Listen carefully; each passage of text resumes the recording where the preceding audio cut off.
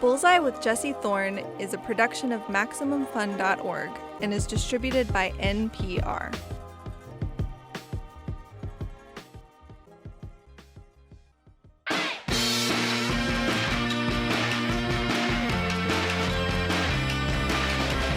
It's Bullseye. I'm Jesse Thorn. Wendy Melvoin and Lisa Coleman were born in the 60s. They grew up here in Los Angeles, where we make Bullseye. Wendy's father, Mike Melvoin, was a session musician, mainly on piano and organ. Lisa's father, Gary, was also a session musician. He played percussion. They were members of the legendary Wrecking Crew. They played on everything. Wendy and Lisa went to each other's birthday parties, played catch, that kind of thing. In their early 20s, the two started dating. Also around that time, Lisa started playing keys and singing with Prince. You can hear her work on Prince's breakthrough album, Dirty Mind.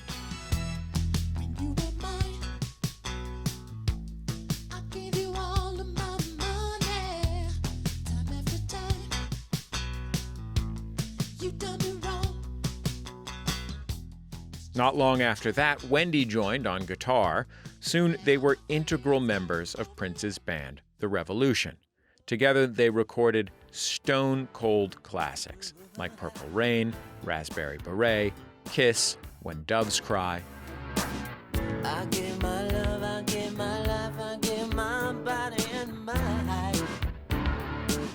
We were inseparable, I guess I gave you all of my time. They left The Revolution in 1986. They released a few albums of their own under the name Wendy and Lisa.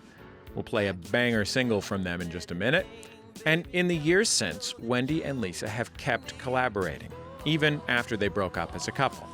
These days, they do a lot of work composing scores for TV and movies. They've written music for Heroes, Dangerous Minds, Crossing Jordan, and now Cruel Summer, the new teen thriller, which just premiered on Freeform. They won an Emmy for their theme on Nurse Jackie. Before we get into my interview with Wendy and Lisa, two things. First, they are an absolute delight, as you're about to hear, so we are dedicating all of this week's show to them. And second, let's hear a track from the two of them. This one is from their 1989 album, Fruit at the Bottom. It's called Are You My Baby?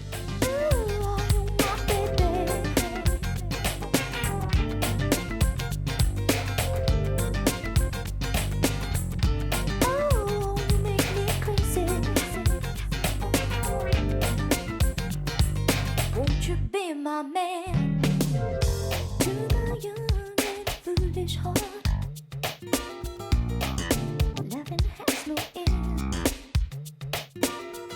Sometimes people. Wendy and Lisa, welcome to Bullseye. I'm so happy to have you on the show. Thanks, Jesse. Thank you. Nice to be here. I want to get into your lives and careers more broadly in a minute, but I wanted to start with composing, particularly TV themes. I mean, you two are Emmy Award winners at this point. What do you get when someone is looking for a theme for a TV show? Like, do you get a call first that says, we want Wendy and Lisa, or do you submit a demo, or how does it work?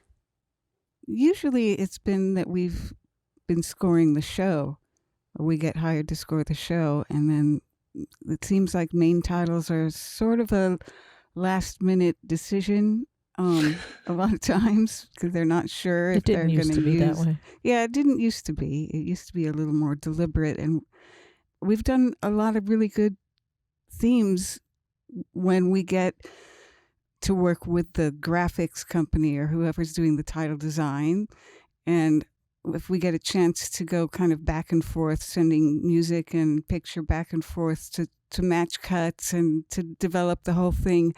Like we did that on Carnival, and it was really a great collaboration.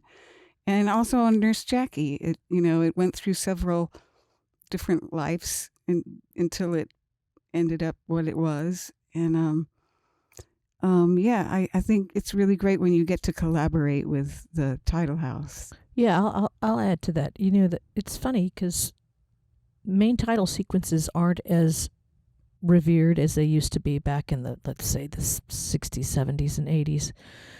So nowadays, they really only have time for between 5 and 11 seconds for a main title card that kind of says it all about your show. A lot of the times in just these streaming services, because people are binging and they don't want a 30-second title sequence, that goes between an opening act, the first act of a show. So we've had to, the past handful of years, even since Nurse Jackie, develop these sounds that will represent a show in 10 seconds. And it's a tall order. But we're a lot of times in the position now to ask the producers, once we're hired, are you thinking about a main title sequence? We are Emmy Award winners for that very thing, and it might be nice to do something special for your show.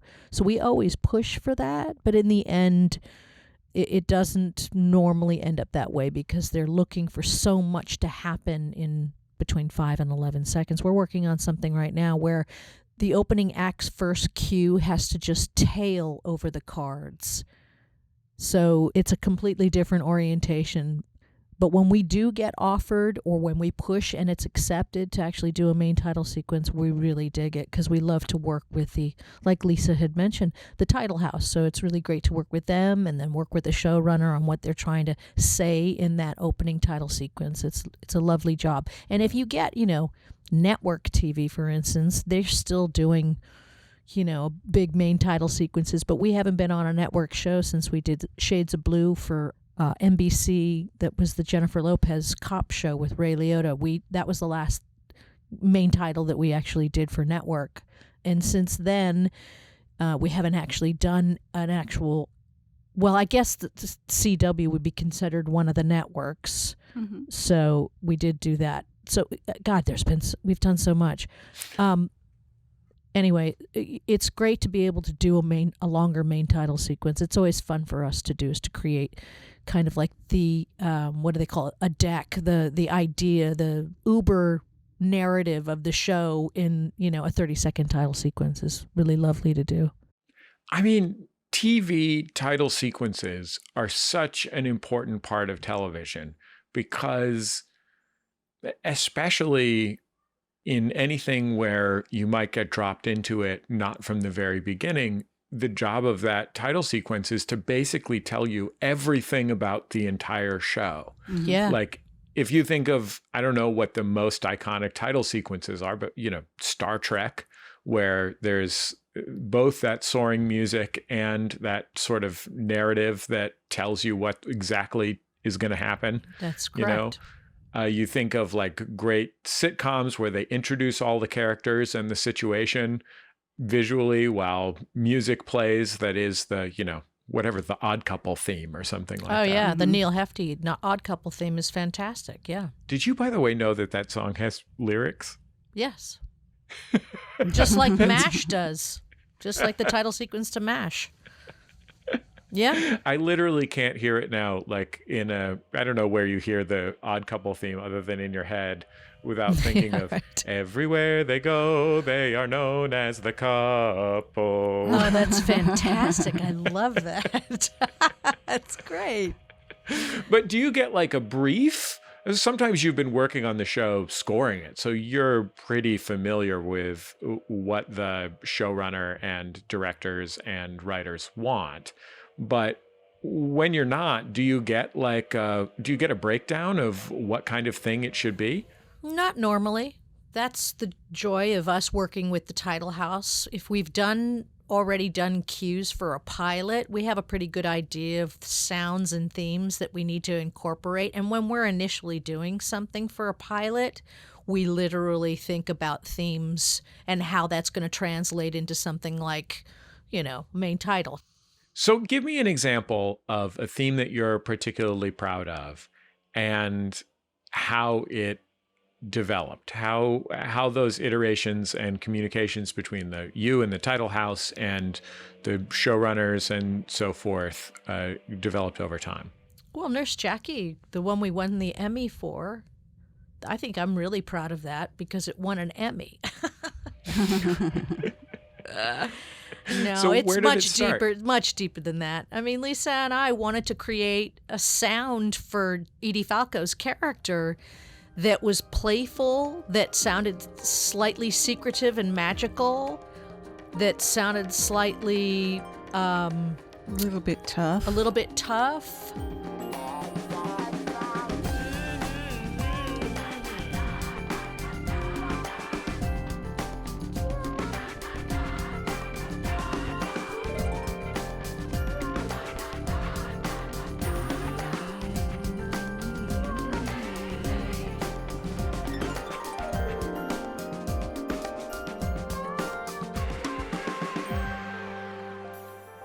We got these visuals too that from the producers and the writers where they had all of these little artifacts and little trinkets inside the title sequence cards, like her wedding band that she hides in her pocket, a stethoscope. There were pills, right? So there's lots of secrets, her hiding things, and we wanted to incorporate as much of those sounds in our heads that we kind of put a narrative to and create this beautiful title sequence. And it worked really well because we also got to work with the title sequence. So if you saw Jackie take her wedding band and put it in her pocket, we were able to actually score that movement so that when you watched the visual, you could see Jackie, that your eye and the audience could actually focus on that moment. So it was really a really conscious effort to make those things pop out musically. And then we did some fun things too, like for our shakers, we used pill bottles of aspirin or whatever it was, Advil, just because we were seeing pill bottles. She opens the medicine cabinet and there's a bunch of pills that pill fall bottles out. That fall out. So, and the shakers come in, so we used pill bottles for the shakers and just stuff like that. It's fun when you get a chance to work with the visual. Do the two of you remember how old you were when you first met?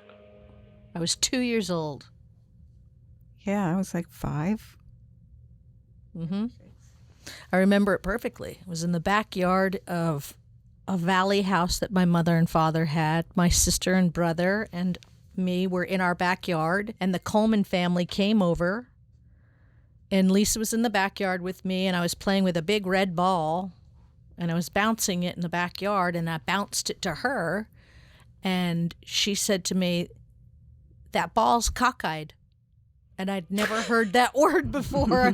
Being 2 years old, I didn't have a lot of room to find out what that word, but it stuck with me because of she connected the angle at which it dropped, and it went to the left instead of directly to her. So she said, "That ball's cockeyed." Yeah, because I was a good catch, and for me to miss it was a big deal. So that ball was cockeyed. Anyway, I remember it well, and I was 2. Do you remember it, Lisa? I do remember, and I remember their house, particularly the living room, because Wendy's father was a piano player, and the living room was completely taken up by his grand piano, and I remember crawling underneath it to get through the house because it was, it was pretty much the living room was a piano. Yeah, he had a 9-foot Grotrian Steinweg in the middle of the living room in this tiny little house in the valley. So it was like it made no sense. I But, like yeah. that the two of you were 2 and 5 years old, and you were essentially playing in a giant metaphor. Yes, like exactly. really, no subtlety there at all. That's really good. Well spotted. Well true. spotted, my man. Well spotted. So both of your fathers were session musicians in the Wrecking Crew, like one of the most legendary groups of session musicians ever. Did that mean that you saw a lot of each other when you were kids? Oh, Yeah. yeah. We went to the same schools, had the same doctors. Our mothers were, weekenders constantly, and the kids would go from one house to the other house. I mean, it was. Yeah, we were kind of grew up in the bunch same. of kittens. Yeah, we were a bunch of kittens. Exactly. Did you think it was cool that your fathers were musicians, or did you think it was weird and annoying? Oh no, I loved it. There was great people around us all the time. We were exposed to everything. Yeah. And thought it was it's cool. funny, both Lisa and I had mothers that were huge music fans, massive music fans, and loved everything and played everything and exposed us to everything. And our fathers were like the studio guys, right? But they didn't have the same, well, that's not true. Gary, Lisa's father, who's like groundbreaking percussionist, and then, probably had the first Oberheim and ARP 2600 in his little studio in the house in 1970. They were all really, they explored everything. But our mothers, I think, are the ones that kind of exposed us to what the emotion was behind music more than the technique of music, which was more on our father's side, I think. I mean, that's how I experienced that's it. great because we got such a whole world of appreciation for music from, our fathers who worked and were professionals at it, and our mothers who were talented, but also forced into being mothers and raising kids, and they taught us how to love music. Like my mother was a singer, a jazz singer as a teenager, and she used to lie about her age and sing in clubs and stuff like that. But of course, when she got married, she quit and to raise a family and all that stuff. So, but she had this passion inside her for music, and she would sit us kids down and play us a Mozart symphony or something crazy like that, and we would sit there as long as we could pay attention. But we got it. We understood why she was doing that, and how vast the world of music is, and how we could always find a home there somewhere in lots of ways, in different styles and things like that. I also remember my mother was the one that used to play the records. My father used to make the records, and my mother was the one that was always putting a record on the turntable. So that was a big influence for me. I was listening to the two of you on our sister show, Heat Rocks. You were talking about the Prince album Around the World in a Day, and you just casually kind of dropped, oh yeah, like around our house, there was a lot of musique concrète and Stockhausen and stuff. Oh, big time. Yeah. Oh, yeah. And I was trying to imagine being like a 10-year-old and, oh, yeah. Like, yeah. There's like modern classical music playing we in your used house. to used to have a kid band. The Melvoins and the Colemans had a kid band, and we used to pretend we would like write that kind of music down in my father's studio. We'd all grab instruments and do our own version of Stockhausen, Yeah, it was pretty funny. We play Stockhausen on Halloween when people would come, when trick-or-treaters would come, because it was so weird. It scared people more than, haunted house sounds. They were like, what the is that? It's so true. Roast ice. That's my Stockhausen imitation. You're Rich Little, but for 20th century classical music composers. Exactly. That's funny. I could do Harry Parch next.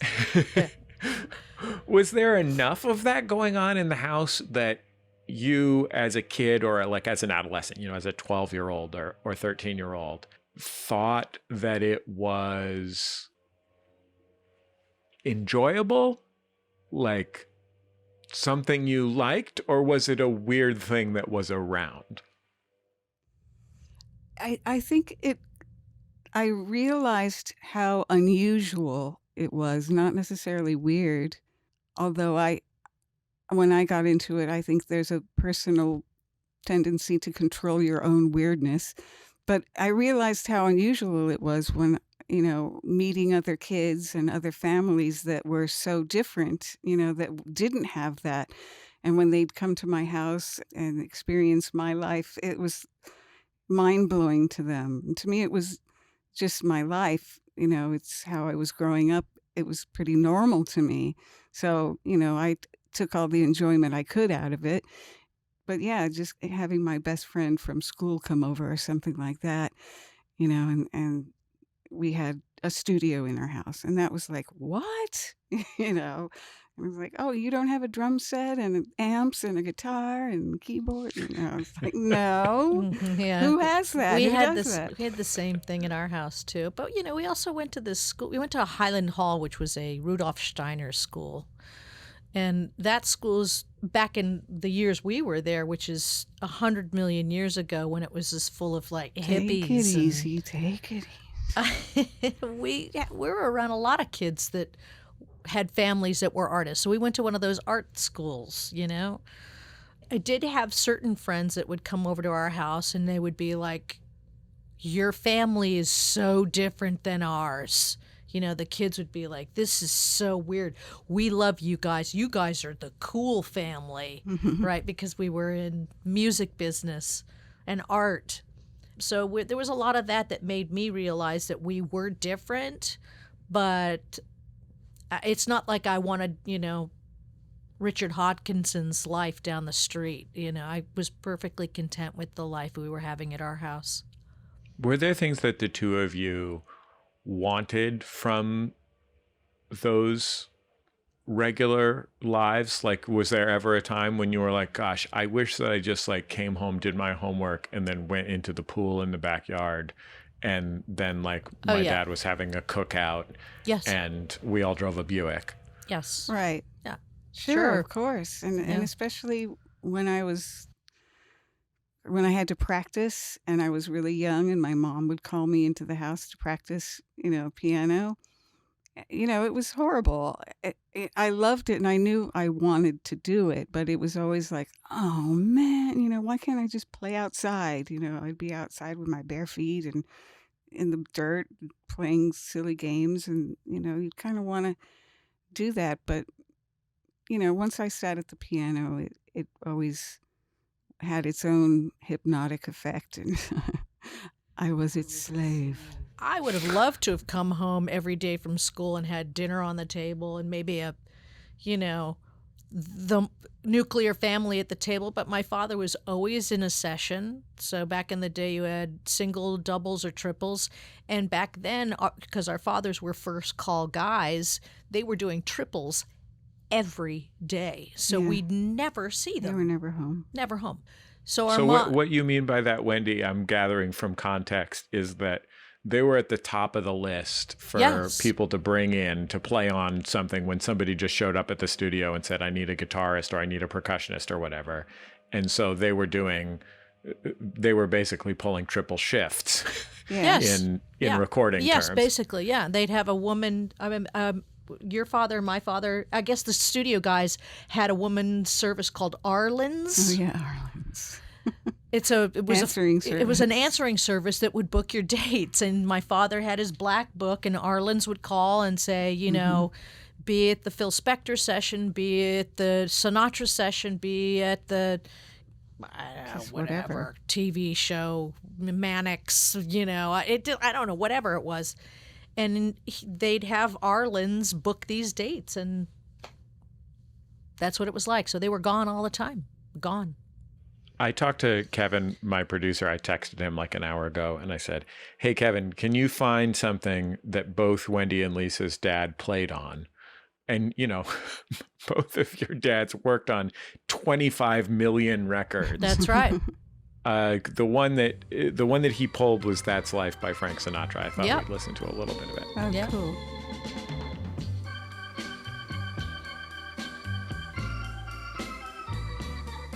That's life. That's life. That's what all the people say. You're riding high in April, shot down in May. But I know I'm gonna change that tune. When I'm back on top in June. I said that's life. And as funny as it may seem, some people get their kicks stomping on a dream. But I don't let it get me down.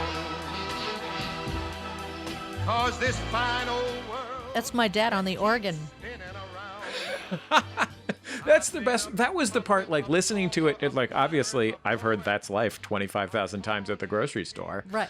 But I did not remember that it opened with that organ. Well, get this. So if you think about that organ tone on that Hammond, think about Good Vibrations. My father did the organ on that as well. So it's the exact same tone.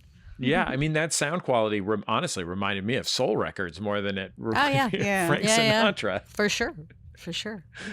Did the two of you think that the records that your dads worked on were cool, or were Lisa's you like rolling father your got eyes? I always thought Lisa's father got the cooler gigs. Like, he got to play on the Steely Dan records and all that stuff, and my father wasn't the keyboard player for those sessions. It was like either Boddicker or Mike Lang, or there's a handful of other keyboard players that were called in for those gigs. My dad got a lot of the straighter big band TV. Well, they both got tons of orchestra dates on TV and film, all the Jerry Goldsmith sessions and the Elmer Bernstein sessions at the Newman stage at, Sony Studios. And so, but I always thought that Gary got cooler gigs, but my father played on a million. I mean, he played with Tom Waits and Bette Midler and Streisand. I mean, the list is massive. My father came out of the kitchen one day. I went to go visit him. This is right before he passed away, and he was in his kitchen, and he used to call me Dolly. Oh, Dolly, I got a printout of some of the stuff that I've played on in my career, and he drops this scroll like it's a Warner Brothers cartoon, Right. and it goes the Like length a mile. of the entire kitchen, and it's all typed in like triple columns of all the artists he's played with over the years. I wish I had that list. I don't know where it went, but it was astonishing. It was astonishing. Yeah. No wonder they don't remember. Like, I'll ask my dad about, do you remember that session or something? He has no idea. He doesn't remember anything. He's like, he did so many things, and, I don't know. Things were crazy back then anyway. So the two of you grew up together and also ended up essentially, maybe literally, I'm not sure, married for a really long time. Did you help each other realize that you were gay when you were kids and adolescents? For me, yes. That's Wendy speaking. Yeah, I was 16 years old, and, it was already very weird for Lisa and I because we grew up together, but then we spent a couple years apart. I went back east to go to finish a couple years of school, and while I was gone, I didn't see the Colemans, so Lisa and I grew into young women, and by that time, I was questioning my sexuality at that very young age, 13, 14, 15. And then I came back and saw Lisa one summer after she had been away doing the Dirty Mind record with Prince. And it just was, it's a cheese ball as it is. We fell in love with each other, Yeah. It was kind of funny because I'm older, and I just didn't expect that little Wendy Melvoin would be, I'd suddenly look at her differently.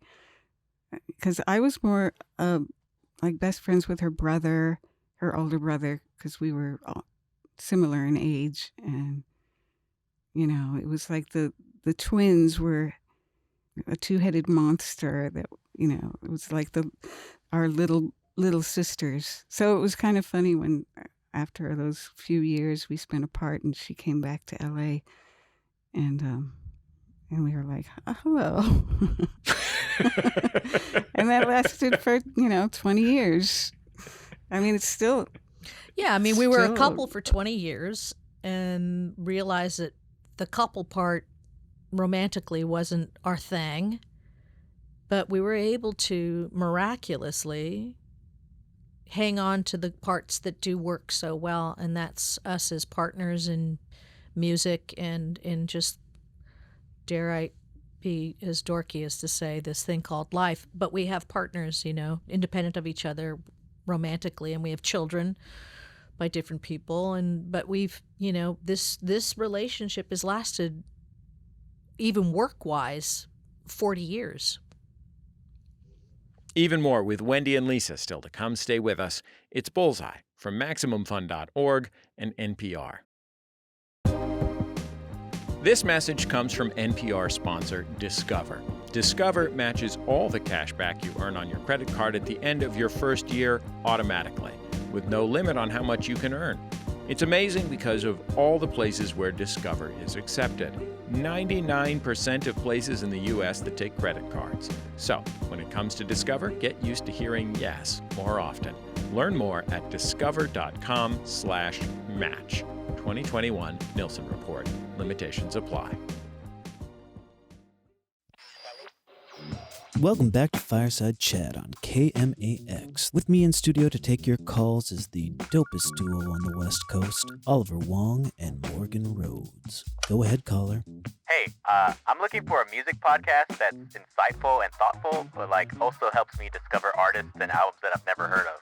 Yeah, man. Sounds like you need to listen to Heat Rocks. Every week, myself, and I'm Morgan Rhodes, and my co-host here, Oliver Wong, talk to influential guests about a canonical album that has changed their lives. Guests like Moby, Open Mike Eagle, talk about albums by Prince, Joni Mitchell, and so much more. Yo, what's that show called again? Heat Rocks, deep dives into hot records. Every Thursday on Maximum Fun. Welcome back to Bullseye. I'm Jesse Thorn.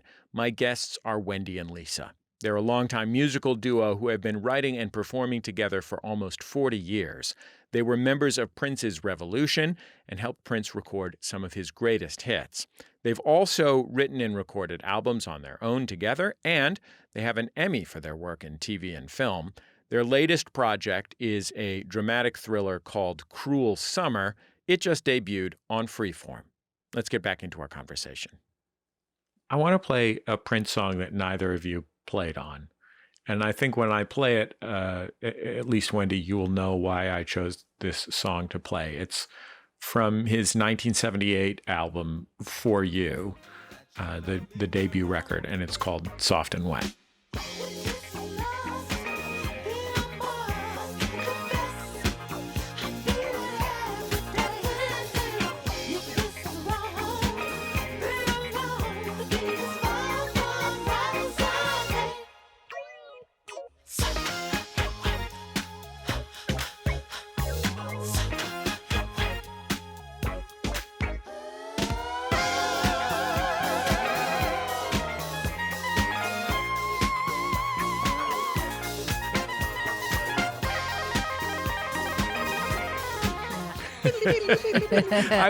I wish our listeners at home could see Lisa air drumming to that record, playing that funky disco beat. Disco beat, yeah. Wendy, was that really the first Prince song that you ever heard? Yeah, it was the very first Prince song I ever heard. I was underage at a nightclub in LA called the Starwood, which is infamous in its own right. It had a rock and roll room, and then it had a disco room. And this is summer of 78, and I was underage. I was probably I think I was 13 or 14. And my sister and I went to this club, snuck out of the house. Sorry, Dad. Sorry, Mom. And I was on the disco floor, baby, and the DJ put that record on, and I was completely messed. And mind you, I was always a funky kid. I loved everything that was funky. I loved everything that was soulful. My favorite records were all the deepest, darkest of all the funk records in the 70s. And then I wanted to be John McLaughlin from Mahavishnu, so I was a complicated listener. Wait, what were you like listening to, like Mandrel or something? Sure, I listened to Mandrel. Yeah, of course, sure I did. And I also listened to, like most 13-year-olds. Yeah, no, Right. I was deep. I was deep. You can't, my friend Q-Tip and I send records back to each other to see whether or not we can stump each other with that era. And he can't stump me. He can't stump me. He just can't. You're good. Yeah, so by that time I was on the dance floor and I heard that record. I ran up to the DJ and I was like, oh my God, who was that girl? I thought it was a girl. I did. And he said, no, it's not a girl. It's this young kid named Prince. And that started my love affair. I was completely obsessed with him. And then when I found out Lisa had gotten that gig on the Dirty Mind record, and she really didn't know who he was, and I got wind of it back east when I was going to school, and I was like, does she have any idea who she just got a gig with? And then I came back to LA one summer and went to the Coleman's house, and Lisa was back from Minnesota just from her audition, and put on the cassette of Dirty Mind, and I heard Lisa say, I'm just a virgin and I'm on my way to be wed, and I lost my mind. I couldn't believe it. I couldn't believe it. I couldn't believe it. It was really funny, too, because I didn't know Prince. I didn't know his music, and I was really, kind of a snob, I think. When I think about it, I was heavy into classical and, was really focused on that, and then all of a sudden I ended up in Prince's band. It seemed like a real. It was cognitive dissonance, It really was. Like what? But she what was perfect. It was perfect. Prince happened. Yeah, totally. And Prince happened. That's good. exactly right. And then that happened for Just both right. of us. Yeah. And he adored her because, he could kind of do everybody and everybody's position in a band. He could outdo you. You know what I mean? He couldn't do Lisa. He tried for years and years to be Lisa, to channel her when he'd play piano, and he could never do it. And so he kind of, in a way, I think, coveted the fact that she was so singular and such a singular voice musically. And I think it's probably one of the more important musical relationships he's ever had because of that. Wow. I mean, when I think of Dirty Mind, which is maybe my favorite Prince record, certainly one of my favorite records of all time. Same here. Like, yeah, I mean, when you talk about like Prince just a couple years earlier, you think like, this is a person capable of immense greatness. And then you listen to Dirty Mind and you're like, oh, wow, this does not let up the entire time. It is all perfect. Not. And it's only 32 minutes long, and it's so groundbreaking. Every time I talk to people about Prince and they're like, want to know what to do a deep dive, I say you have to listen to Dirty Mind. I mean, that's where he was the most sweaty, dirty, uncomfortable, yet convicted and dark, and yet sexy and playful and manipulative and smart, and what he was doing with sounds by trying to take that new wave era and put it into a funk environment to try and outdo like the Rick James of the world and the Zapps of the world and all that kind of stuff. It was everything. And then he looked like this weird, like transgender chick. He looked like like he could have been in, Paris is Burning. You know what I mean? The only other person that had done anything like that was David Bowie, but David wasn't even that person off the microphone. He became like a really kind of straight guy. Prince was that guy, on and off. The sound of Dirty Mind is what I think of the most, and a lot of that sound is keyboards. So where did all those sounds come from? When you first started with Prince and you're like walking in cold into this weird situation, like, where did all that stuff come from? He was really specific with that stuff. He would most often already have a sound picked out, and he would just point me to it and say, here, play this sound, and he was not afraid of presets back then. And, they were still new. You'd get an ARP Omni or something. It had, 3 buttons that you could choose, synth or synth string or just string, like, wow, this is the magic combination, like this, and Prince would just turn everything up, just like, his philosophy was pin it. Pin the meters. Just pin it, just anything in life. you know. Even if you're just walking, pin that. So it was just like that. Like the keyboard sounds are so like aggressive, you know.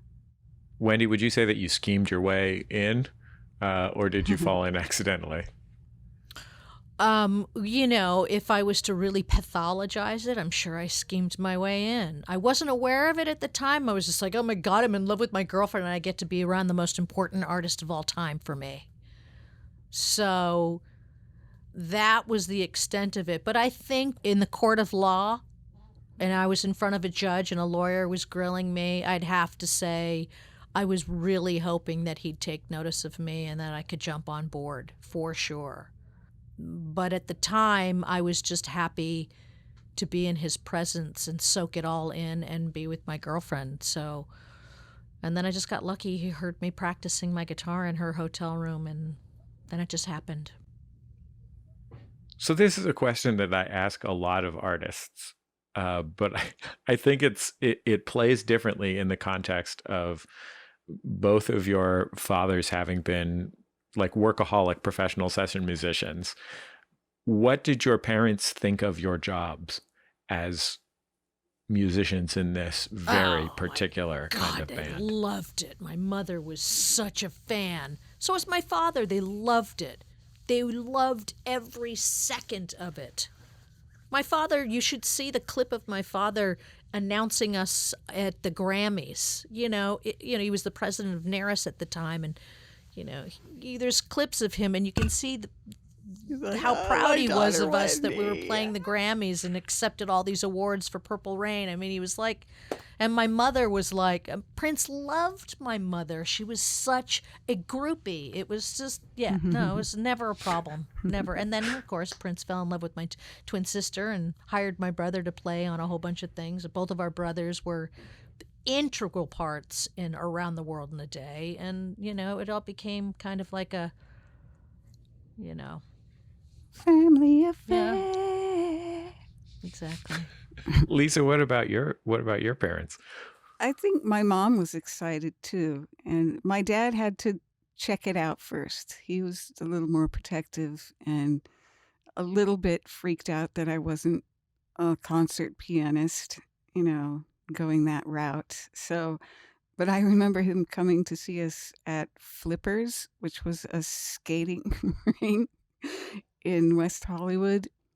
So we played at the skating rink, and my dad came, and it was the Dirty Mind show. So there was a lot of nasty bits. So it was I was a little nervous because my dad was standing right there, and I had to do the I'm a Virgin thing, and you know, sing head, you know, basically sing head about and sister. head, right? Yeah, right. And yeah, but he thought the music was really good, and we were a tight band, and he was like, okay, I guess I get it, you know. And as time went on and the band gained more success, and you know, we really did become quite an amazing band, he was really supportive and was like, wow, you guys are really good.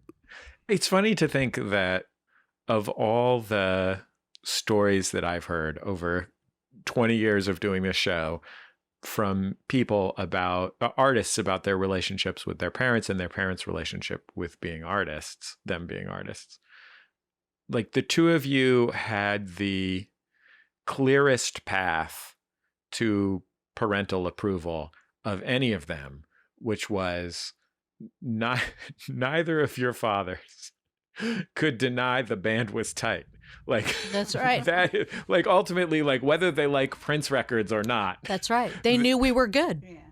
They knew we were really good. I remember my father was more worried about me and Lisa as a couple when he found. Yeah, I was about to say, did your parents know that you were a couple? They were all really, you know, if you could imagine seeing a dog with its ears cocked and their head cocked when they found out, like, what? Isn't that incest? Isn't that?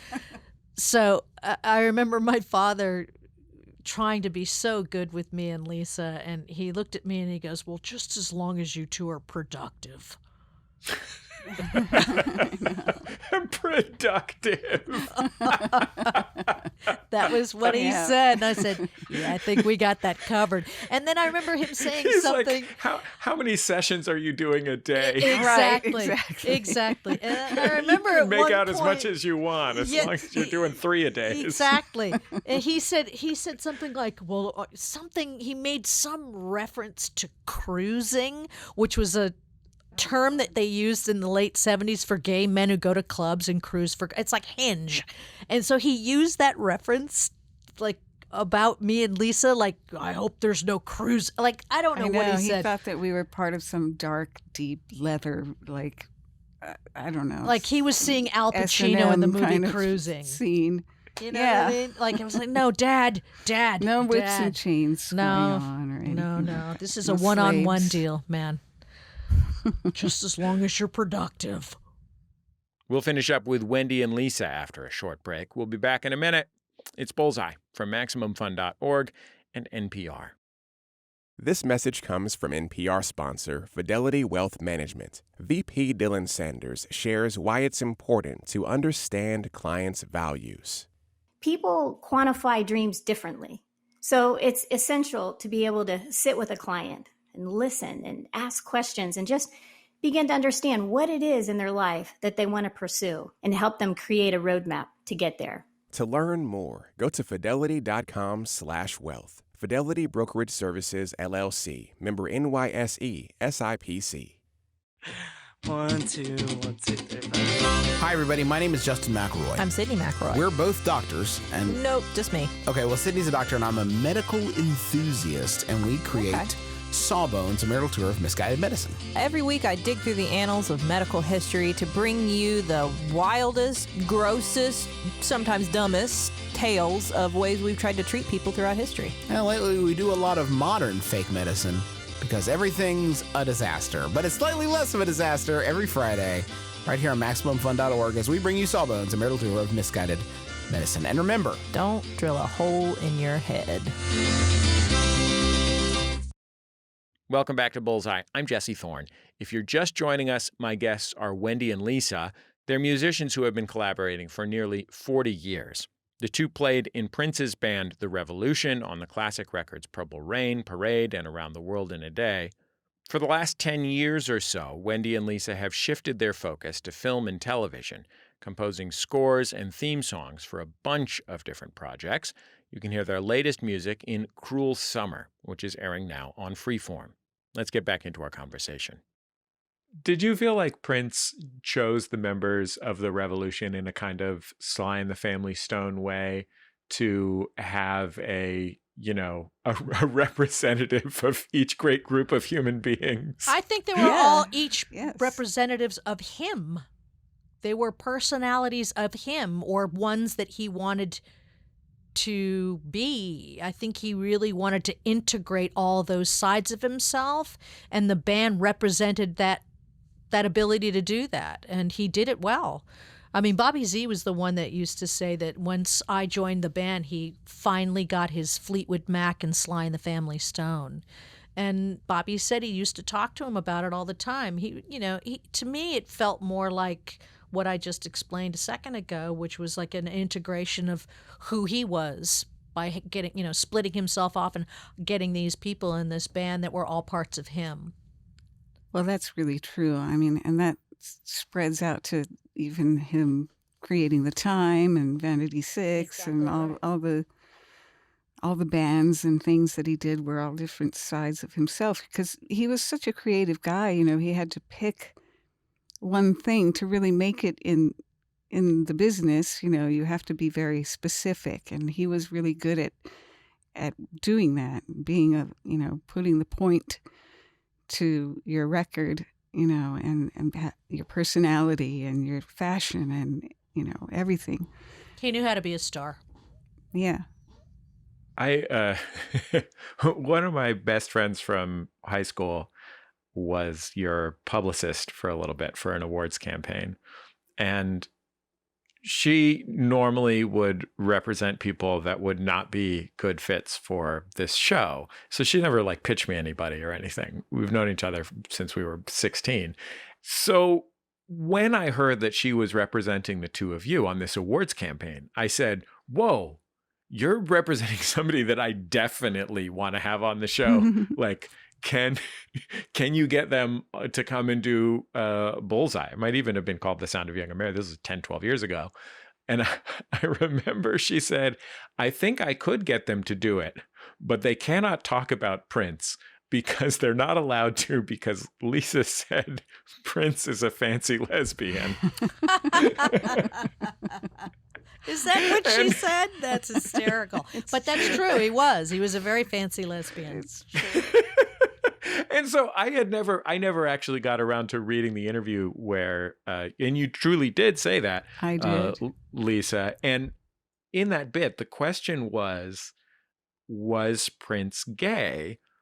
And the two of you were kind of laughing about it, but also being very sincere and saying that it was much less about his sexuality being, that he was interested in guys, but rather that his gender expression was so kind of fluid and expansive that he gave what, I mean, I guess Janelle Monáe is giving Prince vibes, but like, Prince was giving what I would associate with Janelle Monáe vibes, like getting out there in a tuxedo where the hips are a lot bigger than the waist. You know what I mean? And I wonder what the two of you thought of all that when you were like around him working on a day-to-day basis. Like he was doing a lot. I never, and I know my gay boys, and I know my closeted gay boys. Prince was not one of them. He just wasn't. He was very heterosexual.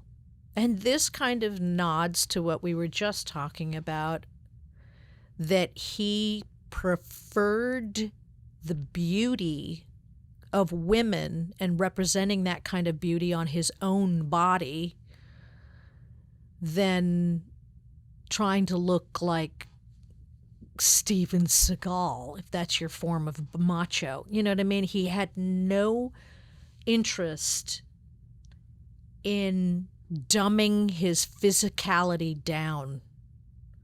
He was extremely connected to the expression of his body. He was like a ballet dancer. People used to think that, Peter Martins was gay. Great ballet dancer from the 80s and 70s.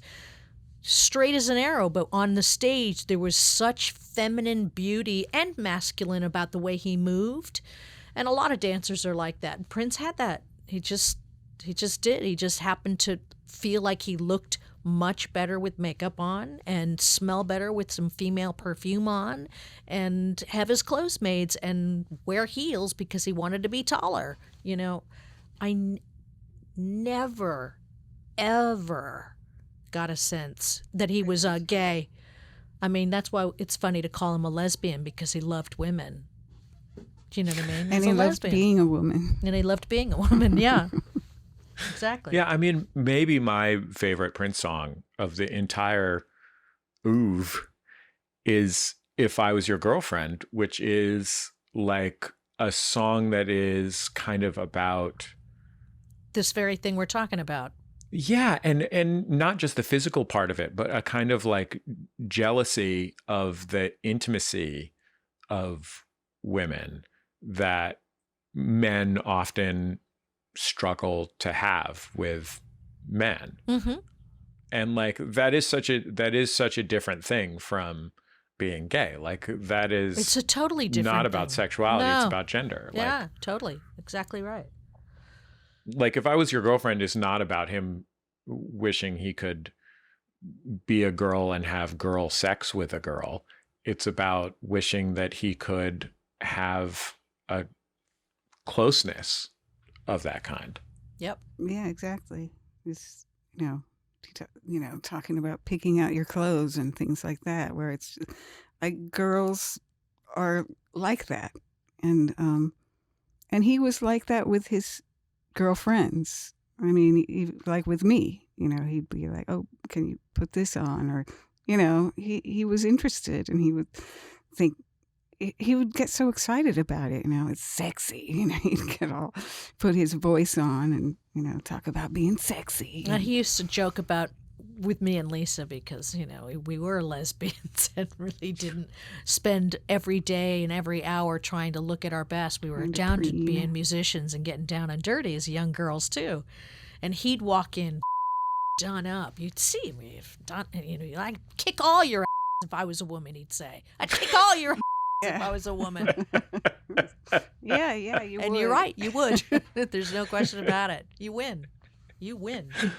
The two of you worked with Prince. There's no period in Prince's life and career where he wasn't recording, a song a day or whatever. Mm-hmm. But the two of you worked with him during a period where that was probably at its peak. Mm-hmm. Did you ever, when you were in the middle of that life where you were like, oh, we're going to rehearse for 3 hours and then we're going to record for 6 hours and then we have a show tonight? Were you ever like, dude, can we just have a pool day today?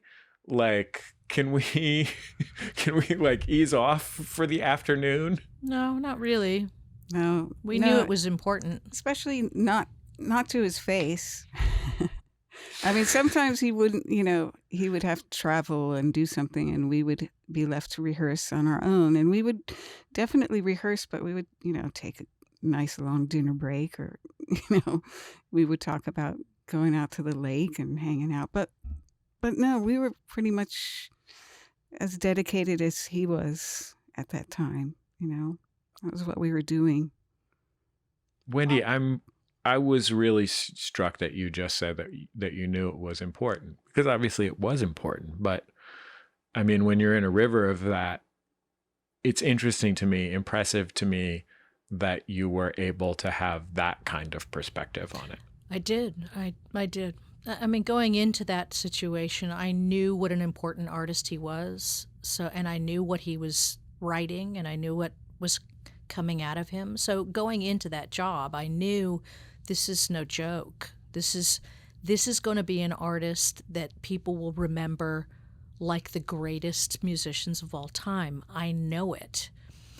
And so just the energy off that and what we were all doing and what I felt we were contributing at the time, which was like this freedom for him to explore all this stuff in him, I knew that what we were doing, recording constantly, performing constantly, playing live constantly, were all part of this Uber thing. And I didn't moan about any of it. The only thing that I do, and I will admit to, is that he, and I guess up until the very end of his life, is he did it with us for years and years and years. You'd get these weird phone calls at the wee hours, the witching hour, which is like 4 a.m, and he'd be like, what are you doing? You've got a plane to catch and, at 6 a.m. they're getting your flight, or, come down and cut right now. And you'd be like, so there were a few times where Lisa and I at that time where the phone would ring and we'd be like, don't answer it. Don't answer it. Don't answer it. Instant anxiety. Instant. We're like, don't answer it. We know it's coming. We need a good night's rest. And then, of course, it would be like, we had a flight for you at 7 a.m. from L.A. to Minneapolis, and you missed it, so you have to leave at 11. So, but we got a few extra hours in there, But, yeah, I would avoid really late phone calls sometimes. I wonder if each of you could pick some contribution that you made to one of those songs or one of those records that you are particularly proud of, whether it's something you did as a player or something you contributed even, more holistically. God, there's so many songs. I think if I was to think of it in terms of the iconic nature of one of the songs, I'd say that, and it's not my favorite track, but I would say that it couldn't have happened without the input, and that would be Purple Rain. I just think that, no, we didn't write it, but we helped create what it is. And I don't know if it would have had the same popularity if it hadn't had our interpretation of what it was that he was asking. Musical interpretation. Tell me what you mean by that. Like, what were the specific choices? Well, he came in with this very simple country song, this idea I had, and it was really only kind of the chords to, was it the verse or the chords to the chorus? I can't remember what he presented first, but it felt very simple verse. And yeah, probably the chorus. And it felt very simple, and it was. But he came in and he just said, I have this idea, and here are the chords. What do you guys got? What can you do? And so he taught every one of us, Matt and Lisa and me, and of course Mark and Bobby kept the meat and potatoes of it going. But I felt like it needed to be more beautiful and complicated. So I stretched the chords and made these different inversions and reharmed the second chord of the progression and came up with this sort of chord progression that was not there, that did not exist prior Well, it to the sounded song. more like, instead of just straight triads kind of chords, it sounded almost like she was playing in an open tuning. It was like these big sort of, like a harp or something, and Prince just loved it, and that's why the guitar opens the track, and and the you know song. what the song is based on those opening chords. Yeah.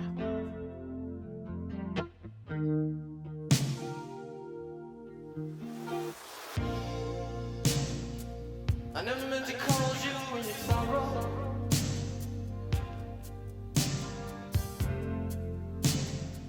I never meant to cause you in your pain.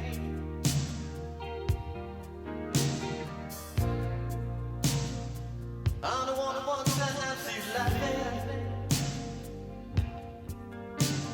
I only want to see you laughing in the purple rain.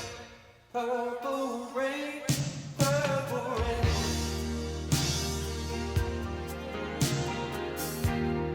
Purple rain, purple rain.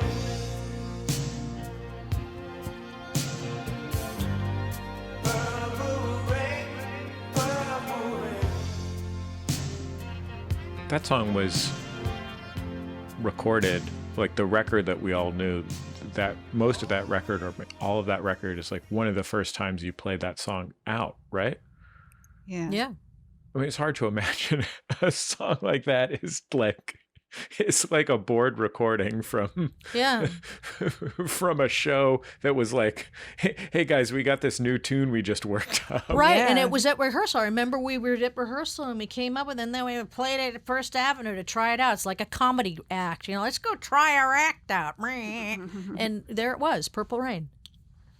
It's crazy. Wasn't that your first gig? Yeah. That was Wendy's first gig, too. Kind of weird. That must have been something, Wendy. I know. That's my question. That's my follow-up question. That must have been something.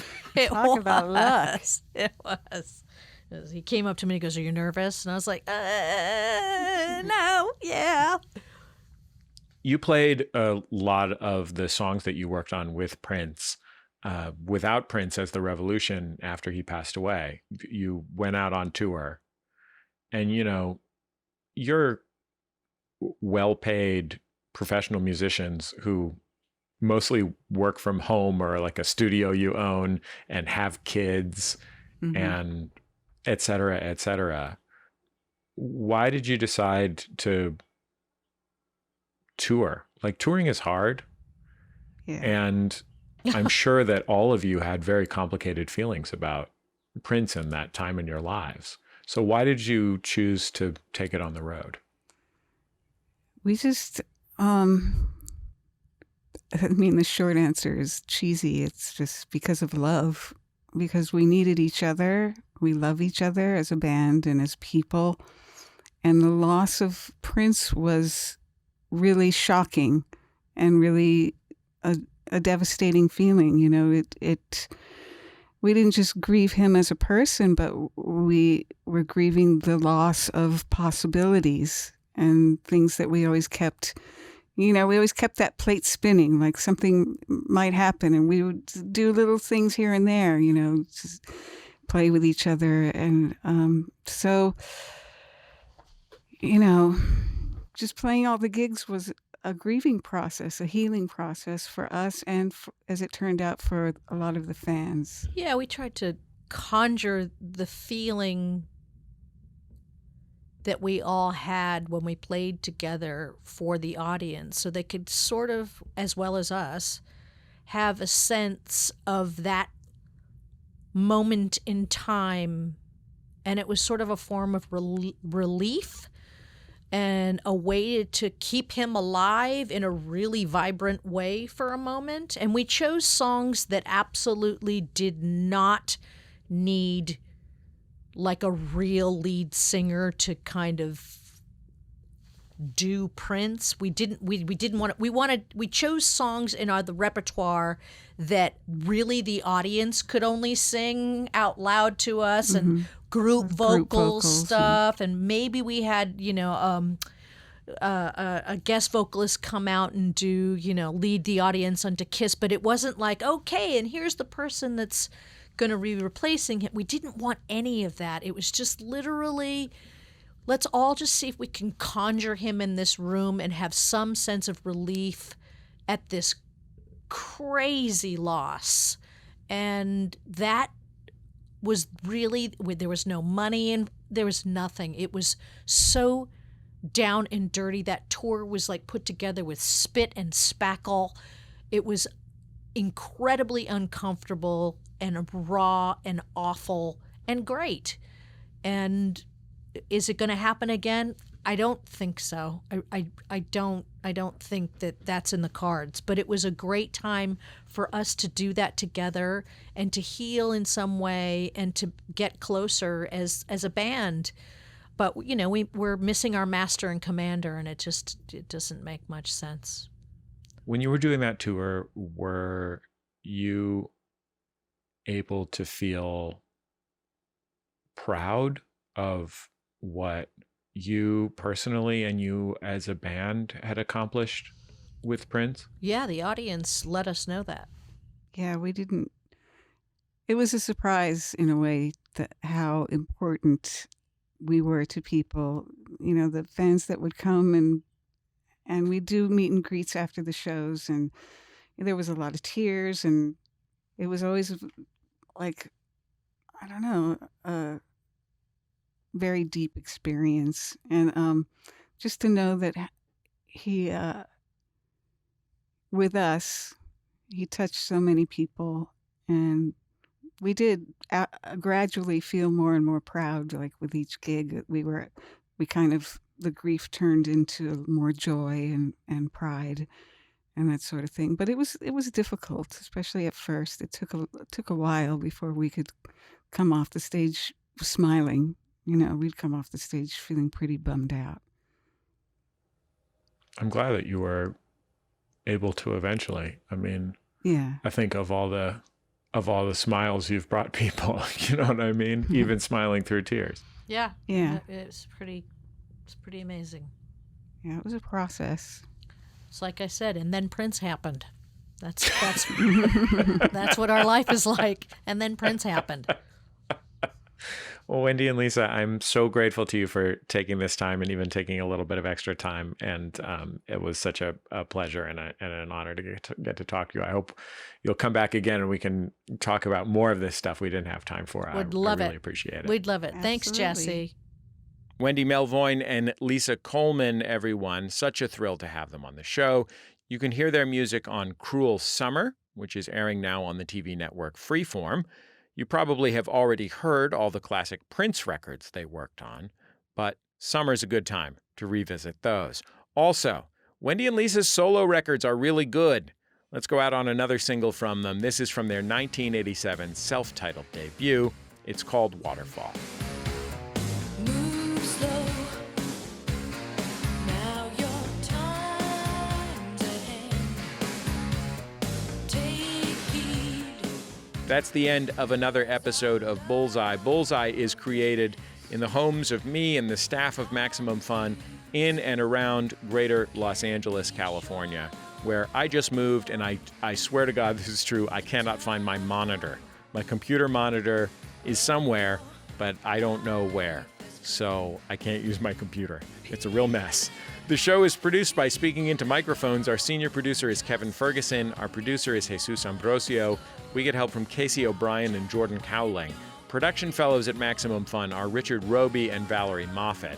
Our interstitial music is by Dan Wally, also known as DJ W.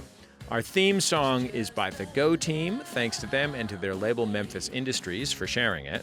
The Go Team have a brand new album called Get Up Sequences Part 1. It comes out on July 2nd. That's this week. There's a single called A Bee Without Its Sting out now. The Go Team are so awesome. You can keep up with the show on Twitter, Facebook, and YouTube. We post all our interviews there, and I think that's it. Just remember, all great radio hosts have a signature sign-off. Bullseye with Jesse Thorn is a production of MaximumFun.org and is distributed by NPR.